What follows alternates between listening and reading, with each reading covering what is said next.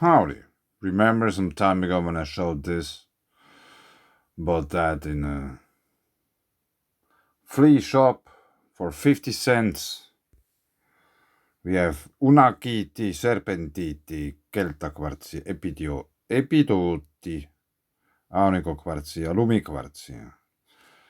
So now let's start from the bottom, or from the top actually. Snow quartz, sun quartz, epidote, whatever that is. And then we have yellow quartz, serpent,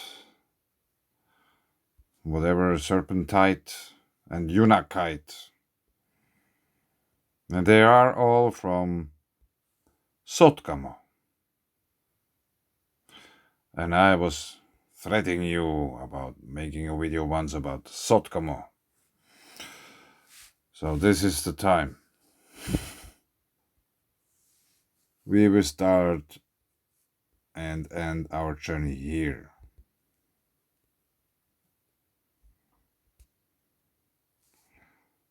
So, here we have Sotkamo. You already see there is mining operation. There is much more mining operation going on here, and here is the quake. So let's see, there is no depth, I guess. Yes, there is no depth. They never tell us the depth. 1.8 in magnitude. This is called Lantonmäki here on this application. And that's Google Maps.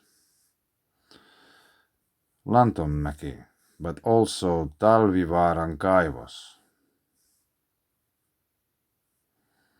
And that's quite big. That's a big mining operation. And let's check out if you can see a truck or something.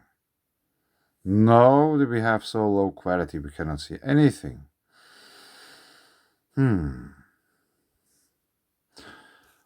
So, then we force ourselves to get once again into Wikipedia. That's the English version, I don't know what's written here. I just read the Finnish. Talvivaara mine. Talvivaara, if we translate it, it's winter hill. The Talvivaara mine is one of the largest nickel mines in Finland. The mine is located in Sotkamo in Kainuu region of Finland. The mine is owned by government-established Terrafame, which bought it from the bankruptcy-bound Talvivaara Mining Group Company in 2015. Its annual production capacity is over 10 million tons of ore. The mine has reserves amounting to 1 billion tons of ore grading 0.22% nickel, 0.13% copper, 0.5% zinc, and 0.02% cobalt, thus resulting 2.2 million tons of nickel, 1.3 million tons of copper, 5 million tons of zinc, and 0.2 tons of cobalt. Yeah, why don't I? Yeah, 0.13% copper. There's a copper mine at the plasma rock site. Here we have a map, surface conductivity anomaly map. There is a copper mine in Outokumpu, and also at the plasma rock site. The plasma rock site mine has been abandoned for quite many years. But let's go back to the Wikipedia article, because it gets interesting from here.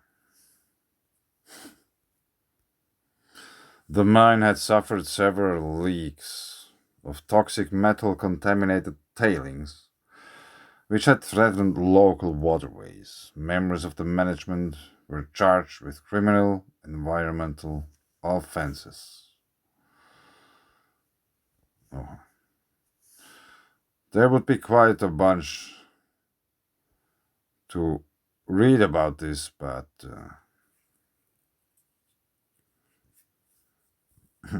you can make your own research here. There is some interesting stuff. For example, if you're interested to.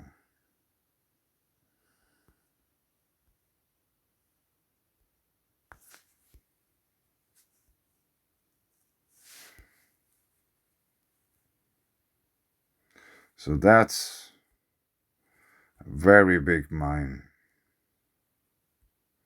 in the middle of nowhere. And for those who don't know, Finland is also called the land of 1,000 lakes. So messing up this environment is something really bad, since it's mostly done for money, which you cannot eat. But it seems to be very important after all. But everything's well in Finland, world's happiest country. I guess you will read the news. At least in a few hours they will make it the world round, I guess. When you see them, you will know what I mean. I won't touch that. There is more profound things to understand. For example, the ground you're standing on. How it is connected to the heavens above our heads. Extreme weather all over the planet. Extreme drought coupled with extreme floods. And first you suffer from drought many weeks, and then there's all of a sudden so much water, everything gets shredded. Century-old houses all of a sudden submerged in water.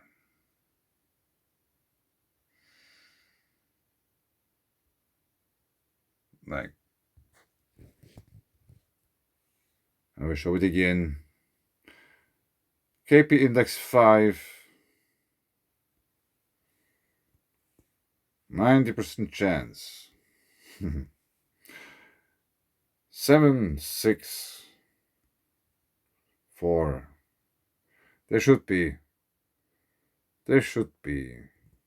auroras here, but I haven't seen any. But I wanted to show you actually this one. We go to solar activity. And then we want to scroll down a little bit and take solar cycle. Solar cycle progression sunspot number. We are here. There is still way to go to the peak. And if you just somehow could imagine this being let me try again. No. This being the perfect straight extension of this red line. Just imagine. Actually, I have to make it like this because otherwise it doesn't work.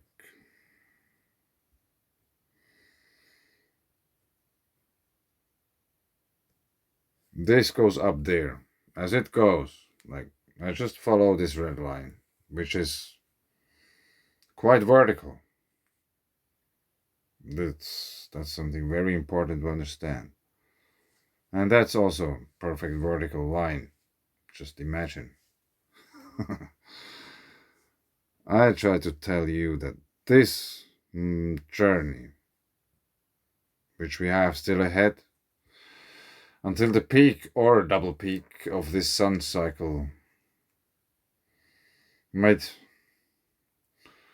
or does indicate that there is still quite a rise to make for the sun activity to rise before we get the peak. So now we have this space weather events, CMEs, coronal holes, and constantaneous flaring from the sun. Let's check it out. Is there how many flares has been? Region 3078 is turning off, I guess.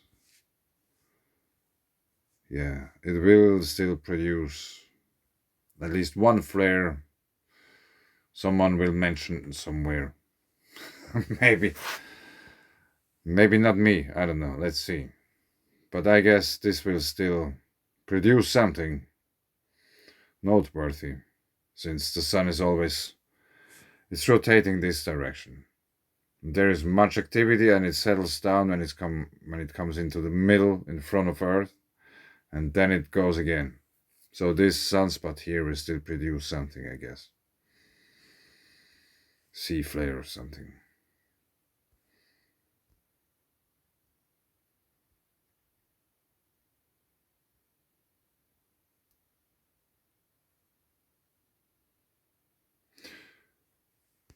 Yes, I would have to check this more out. Yeah, there isn't too much flaring anymore. M flare.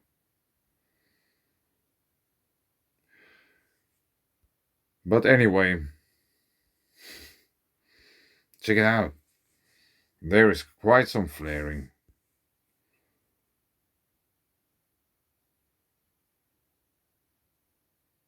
Since 2 days. This will just increase as we go further in. Sun cycle 25.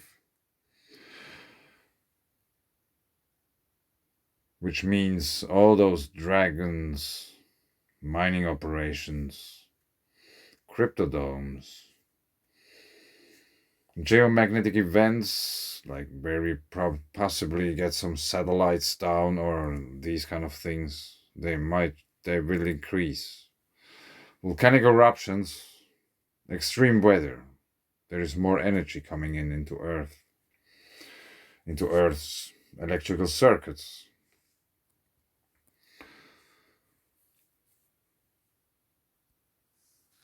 So that's null school.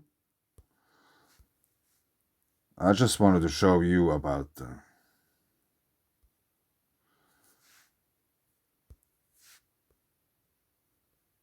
electric circuits of Earth. This is the highest wind adjustment you can get on null school. So there is wind.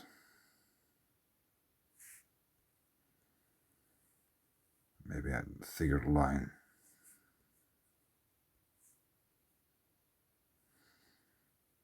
It's spinning this way. And there is not much going on at the moment. There will in winter time. Now it's very much too warm up here. And on the southern side,